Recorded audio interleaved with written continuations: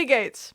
My name is Third and I did something terrible, but instead of apologizing for it and going back on my word to save my billion-dollar company from scrutiny all across the online space, I'm gonna be emo. I'm gonna be emo and I'm gonna make lore and I'm gonna hope people forget how, bad the thing I did was because of how cringe I am. But not cringe in the normal way or in the cool way. Cringe in the billion-dollar company trying to be cool and in with the kids way.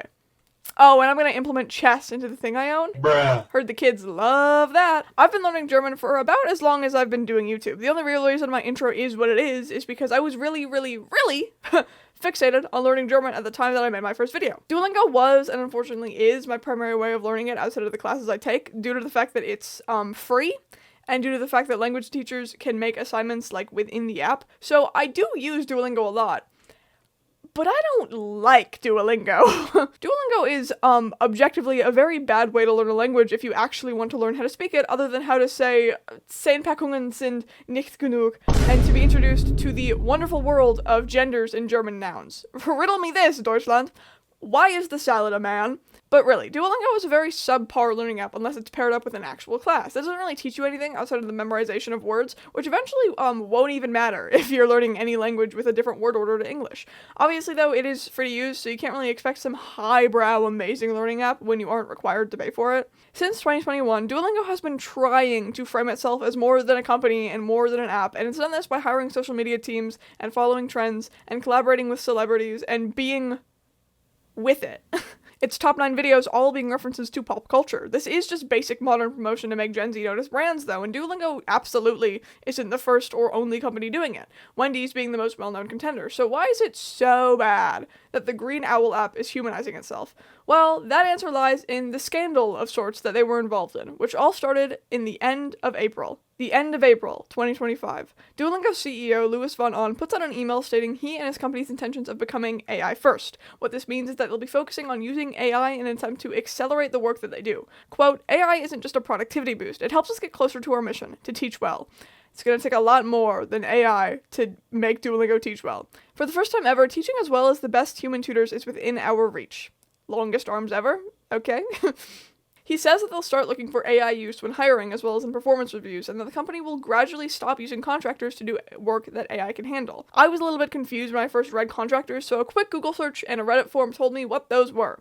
Basically, employees that a company doesn't feel like actually hiring because they don't want to give so many people the employee benefits and workers' rights. Sort of. Having contractors is typically only beneficial to the company itself because a lot of the times those contractors will be just like full-time employees. They just ironically won't be held on by a contract, at least not the same contract as usual employees. When Duolingo says that they'll gradually stop using contractors, what they mean is that they'll be letting go of workers and replace them with AI. They just don't call it firing because those contractors aren't employees, so it isn't technically firing. It just sounds better. It sounds nicer. It sounds more humane. A contractor is a person or company that signs a contract to supply materials or workers to perform a service or job. So while it isn't specified exactly what these contractors do in terms of Duolingo, it could still be literally anything. It might just be, like, having a call center for, like, customer service, but it could also be creating lessons within the app itself. Either way, not renewing a contractor's contract and instead letting AI take over is still taking jobs from humans where jobs don't really need to be taken. Why is this bad? Why is Duolingo's push for AI so alarming? Well, outside of it being bad for the environment and taking jobs away from humans, it's just weird. I don't know. Humans are quite famously social creatures, so much so that it is quite literally bad for our health to go too long without interaction with other people. Languages and the want to learn languages is such hard proof of that, so handing that off to AI, handing what is probably the most human thing ever off to robots, just it feels wrong. It feels like the wrong move for humans. Go on TikTok, Reddit, hell, even LinkedIn, and you'll find that I'm not the only one that thinks this, either. From TikTok, was this AI generated too? Is this AI generated?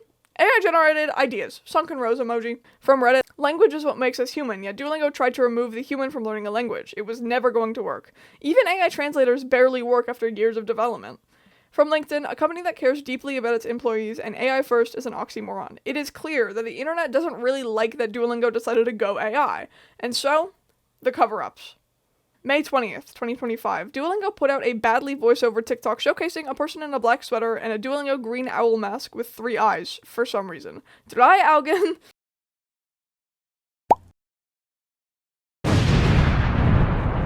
In the video, this mystery person pretended to be some rebellious worker from Duolingo's social media team that had chatted with the CEOs and people in power, and that everything that the social media team has built came crashing down after one single post about AI. What this feels like to me is Duolingo's attempts at seeing eye to eye with famously rebellious Gen Z so they can stop being bashed so much online. That's just what it feels like. Obviously, it definitely obviously isn't a rebellious worker that's part of the social media team who is posting this video without the larger of their company knowing, because if it were that easy to post whatever the hell you wanted as a social media team, then, I don't know, there'd probably be a lot less bad videos on the TikTok page. So the CEO saw all of this pushback, oh my god, how could you not, and decided to do a little bit of clarifying. A lot of this clarifying did help, I guess. I mean, you'd think that a guy in charge of an app about language would be a bit better at being crystal clear and cut and dry with communication on the first go, but I don't want to worry about the dust on another man's boots. Also, English is not his first language, but little Lewis, unfortunately, ended up digging himself into a deeper hole with some of the stuff he said in response to the backlash. From Inc.com, he's made a point of saying only a very small number of hourly contractors who are doing repetitive tasks that we no longer need will be impacted, and that many of these people will be offered contract work doing other stuff. The company is also still recruiting real people, if the role they're being considered for cannot be automated. Bad response, Lewis. Bad response. Other stuff is such a vague and bad descriptor. Of course, I don't really know the context of this interview, like if Lewis was given time to prepare or not, and I almost hope he wasn't, because that would make this a lot worse if he was given time to prepare and the only thing he could come up with was other stuff. That thing at the end too, if the role they're being considered for can't be automated. Relatively speaking, eventually, everything can be automated. Everything.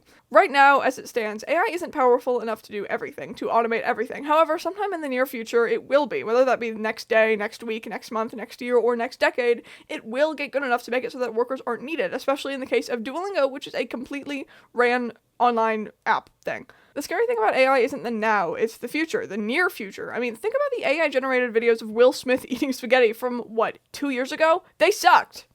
Slurped, even. They were a mirage of blurry colors that vaguely looked like the love child of Will Smith and fucking Sid from Ice Age, eating a mound of something kind of resembling spaghetti. With his hands, no less. But now, just 2 years later, we have very believable videos of Will Smith eating spaghetti. This is a video of Will Smith eating spaghetti from April, 2 months ago. Overall, it looks fine until you look at the spaghetti, which is weirdly melting into its surroundings in a way that spaghetti typically doesn't. 1 month goes by.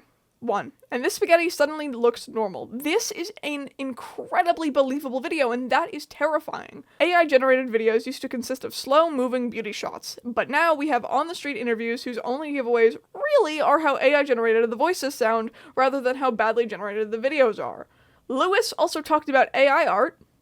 Why he did this, I don't know. Does this guy live under a rock? An AI-generated one, mayhaps? Does he think that people like AI art? The shift to turning some functions over to AI is really all about speed and efficiency, and Vaughn answered that Duolingo is looking at using it in most areas like writing code or generating the very specific style of images the company uses in its products. Artists won't be scrambling over details, and instead will act like more of a creative director as they supervise AIs through the task, he said. Louis Von Ahn, as well as any CEO that has ever wanted to switch to AI, does not care about what his app is for. If he cared about that, then he would focus on making the process of learning a language in the app, better. Where instead of throwing stuff at the user and hoping they understand without any actual explanation, the app pulls you aside for a moment to tell you, hey, by the way, German word order is subject, verb, place, time, manner.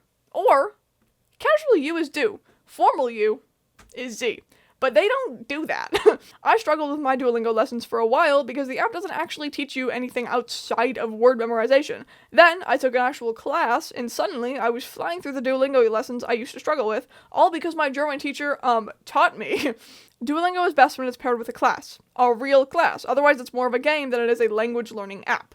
Instead of focusing on bettering Duolingo's lessons, Louis Von Ahn is focusing on AI so that he doesn't have to have as many contractors and therefore not pay as much, making his take-home bigger. 2 years ago, I made a video about AI, and I don't remember exactly what I said because it was 2 years ago, but I do remember that AI was bad.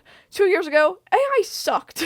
And now it has gotten better to a frightening degree. As it gets better, it will be used more. As it is used more, it will learn more. As it learns more, it will get better, and the cycle will continue, especially considering the fact that it is literally everywhere. Snapchat, Instagram, Twitter, Windows. Hell, even the very thing I write my scripts on has it. Okay, look at this, look at this, look at this. Wait, hold, where is it? Look at this. Wait, hold on. Wait. This is kind of embarrassing. Hold on. Hold on. Look at this. Look at this. Watch. Wait. Just wait. No! I do not want you to help me write. Allow me to sit here with my document open as I watch TikToks on my phone instead of scripting. I forgot to mention this, but after the AI thing, Duolingo inserted a chess feature.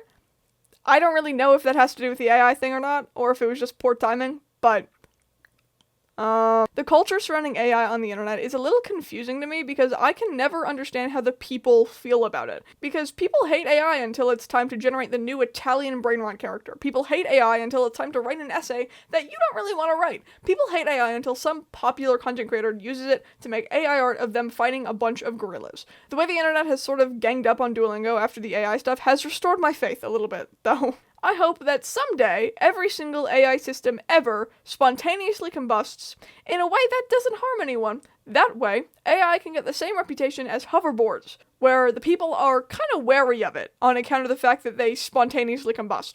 Till then, like, subscribe, and comment about your least favorite AI slop trend that you've seen on the internet. Mine was the Studio Ghibli thing on Twitter. Alright, you are all great. My name is Third, and for once, auf Wiedersehen.